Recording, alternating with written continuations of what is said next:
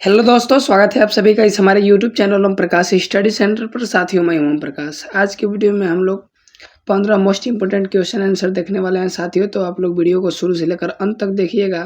और दोस्तों, मैं आपको बताते चलूँ कि जो है इसमें हिस्ट्री, ज्योग्राफी और साइंस के भी क्वेश्चन हैं। तो आप लोग ज़रूर वीडियो को शुरू से लेकर अंत तक देखिएगा। और वीडियो पसंद आने पर साथियों अपने साथियों के साथ ज़रूर शेयर करिएगा। पहला क्वेश्चन है 2000 बिहार के किस जिले में जनसंख्या का उच्चतम घनत्व जो कि प्रति वर्ग किलोमीटर दर्ज किया गया है। तो साथियों, मैं आपको बताते चलूँ कि जो जनगणना के बारे में बात करी जाए तो साथियों प्रथम जनगणना कब हुआ था साथियों?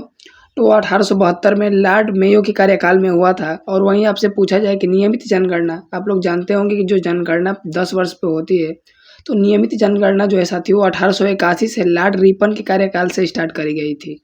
तो देखिए साथियों, इस प्रश्न का जो राइट आंसर होगा मेरे प्यारे दोस्तों, शिवहर, यानी ऑप्शन नंबर जो है वो ए राइट आंसर होगा। शिवहर जिला जो है वो सबसे अधिक जनसंख्या घनत्व वाला है। और वहीं पूछा जाए साथियों सबसे कम घनत्व वाला जिला कौन सा है, तो साथियों कैमूर जिला है। कौन सा है? कैमूर। साथियों इसमें लगभग 488 ही है बस। और वहीं पूछा जाए साथियों दूसरा जो है जनसंख्या घनत्व वाला अधिक जिला कौन सा है, तो पटना है। अगले प्रश्न की ओर बढ़ते हैं। और साथियों वीडियो पसंद आ रहा होगा तो ज़रूर चैनल को सब्सक्राइब करिएगा। तो साथियों हम लोग आगे बढ़ते हैं। पहाड़ी गाधी कौन थे? साथियों ये भी महत्वपूर्ण प्रश्न है। तो देखिए साथियों, जो है वो बाबा कांसीराम भारत को आज़ादी मिलने तक काले कपड़े पहनने की साथियों कसम खा ली थी, इसीलिए इन्हें कांसीराम बाबा को पहाड़ी गांधी के नाम से जाना जाता है। यानी ऑप्शन नंबर जो है वो डी राइट आंसर होगा। साथियों उन्हें जो है 1937 में पंडित जवाहरलाल नेहरू जी जो है साथियों पहाड़ी गांधी की उपाधि से सम्मानित किए थे साथियों। और कांसीराम यानी बुलबुल ए पहाड़ की किताब से साथियों जो है सरोजिनी नायडू जो है उन्हें नवाजी थी। तो ये भी आप लोग याद रखिएगा। ये सब इंपॉर्टेंट फैक्ट हैं जो बार-बार आपके एग्जाम में बन सकते हैं। अगले प्रश्न की ओर बढ़ते हैं। 1989 में ईस्वी में प्रथम पहाड़ी गांधी बाबा कांसीराम पुरस्कार किसे मिला? तो साथियों ये भी महत्वपूर्ण प्रश्न है और ये एसएससी सीजीएल में पूछा हुआ क्वेश्चन है साथियों। तो साथियों श्री जयदेव किरण को मिला था, यानी ऑप्शन नंबर जो है वो बी राइट आंसर होगा। अगला प्रश्न है दोस्तों, चमेरा जल विद्युत परियोजना किस राज्य में स्थित है? साथियों बहुत ही महत्वपूर्ण प्रश्न है और ये क्वेश्चन आपके एग्जाम में बन सकता है।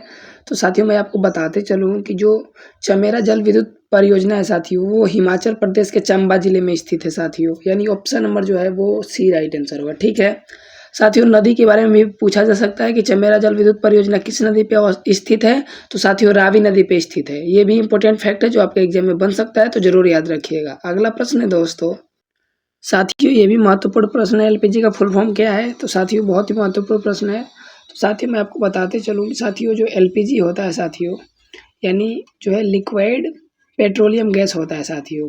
और जो है तरलीकृत पेट्रोलियम गैस इसे कहते हैं, यानी ऑप्शन नंबर जो है वो डी राइट आंसर होगा साथियों। और देखिए मैं आपको बताते चलूँ साथियों, इसे रसोई गैस भी कहते हैं एलपीजी को। और साथियों इसमें मुख्य रूप से जो है ब्यूटेन और प्रोपेन होता है साथियों। और कमरे के तापमान पर साथियों दोनों जो गैस है वो रंगहीन और गंधहीन होती है साथियों। तो इसीलिए इसमें गंध के लिए साथियों जो है वो एथिल मरकैप्टन मिलाया जाता है। मैं अगले प्रश्न की ओर बढ़ता हूँ। अब आप लोग इसे अच्छे से समझ सकते हैं साथियों। एलपीजी गैस को विशेष गंध देने के लिए उसमें क्या मिलाया जाता है साथियों? तो देखिए साथियों जो है एथिल मरकैप्टन मिलाया जाता है, यानी ऑप्शन नंबर जो है वो डी राइट आंसर होगा साथियों। और देखिए मैं आपको बताते चलूँ कि साथियों इसे गैस में जब मिलाया जाता है तो साथियों ये जो है वो निकलती है, तो हम लोग को पता चल जाता है कि साथियों जो है गैस लीक हो रहा है। अगले प्रश्न की ओर बढ़ते हैं। आर्य समाज की स्थापना कब की गई थी? बहुत ही महत्वपूर्ण प्रश्न है दोस्तों, ये क्वेश्चन बार बार एग्जाम में पूछे जाते हैं।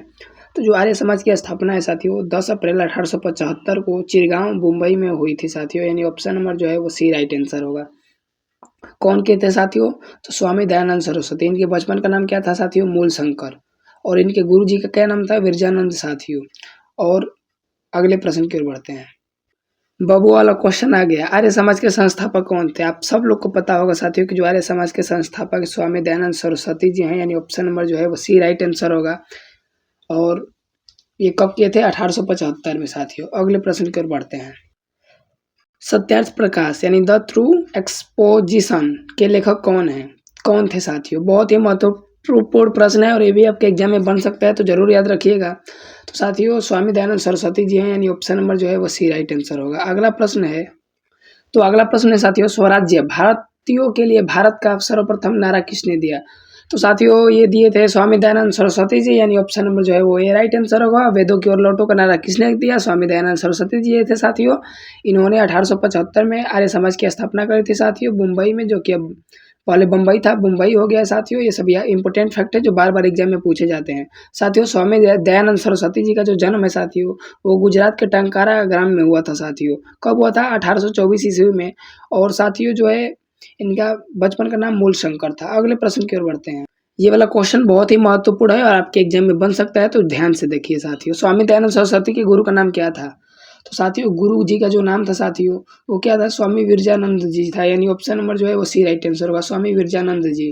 साथियों मैं आपको बताते चलूँ कि साथियों इनसे जो है इनकी मुलाकात 1846 ईस्वी में हुई थी साथियों, 41 वर्ष की अवस्था में। सॉरी साथियों, ये घर त्याग दिए थे उस समय। और साथियों 1859 ईस्वी में जो है गुरु विरजानंद जी से मिले थे साथियों, और जो इनसे व्याकरण और योग दर्शन की शिक्षा प्राप्त करी थी साथियों। ये भी इम्पोर्टेंट फैक्ट है, याद रखिएगा। और साथियों जो स्वामी विरजानंद जी हैं साथियों, जो इनको साथियों मथुरा के अंधे गुरु के नाम से भी जाना जाता है। ये भी आप लोग याद रखिएगा कि मथुरा के अंधे गुरु के नाम से किन्हें जाना जाता है? स्वामी विरजानंद जी को जाना जाता है। और साथियों मैं आपको बताते चलूँ कि जो स्वामी विरजानंद जी हैं, इनका जन्म जो है पंजाब के करतारपुर में हुआ था। और साथियों इनके बचपन का नाम क्या था? तो ब्रिजलाल था। क्या था साथियों? ब्रिजलाल था। और साथियों 5 साल के जब थे तभी साथियों इनके चेचक के कारण साथियों पूर्ण अंधे हो गए थे साथियों। अगले प्रश्न की ओर बढ़ते हैं। अब चेचक आ गया हो, ऐसा हो कि आप लोगों को मैं बताऊँ नहीं, ऐसा तो हो सकता है नहीं। तो साथियों चेचक के टीके की खोज किसने करी साथियों? आप सब लोग जानते हैं कि होंगे कि एडवर्ड जेनर ने चेचक के टीके की खोज 1796 ईस्वी में करी थी, यानी ऑप्शन नंबर जो है वो सी राइट आंसर होगा। अगला प्रश्न है दोस्तों, लुई पास्चर किसकी खोज के लिए जाने जाते हैं साथियों? तो साथियों ये जो है रेबीज के टीके की खोज के लिए जाने जाते हैं, यानी ऑप्शन नंबर जो है वो डी राइट आंसर होगा साथियों। अगला प्रश्न है, निम्नलिखित में से किसकी खोज लुई पास्चर ने नहीं करी थी साथियों? तो देखिए किण्वन की प्रक्रिया बिल्कुल खोजे थे साथियों। दूध से दही बनना किण्वन प्रक्रिया के कारण ही संभव होता है। पाश्चुरीकरण की तकनीकी ये भी खोजे थे साथियों, जो है दूध को साथियों गर्म कर किया जाता है साथियों, और ताकि जल्दी बिगड़ ना सके साथियों। और रेबीज के टीके की खोज भी यहीं किए थे साथियों। इस तरह इस प्रश्न में डी राइट होगा, जिसकी खोज नहीं किए थे। स्टेफिलोकोकस का दमन साथियों ये नहीं किए थे। अगले प्रश्न की ओर बढ़ते हैं। पाश्चुरीकरण किससे संबंधित है साथियों? तो ये साथियों जो है वो पाश्चुरीकरण एक ऐसा प्रक्रिया है साथियों जिसमें दूध को हल्की उष्मा के साथ साथियों रोग जनकों को खत्म करने और साथियों दूध को अचल जीवन मतलब कि कुछ दिनों तक बचाए रखने का प्रयास किया जाता है साथियों। और दूध का कीटाणु शोधन होता है, यानी ऑप्शन नंबर जो है वो ए राइट आंसर होगा, दूध का कीटाणु शोधन।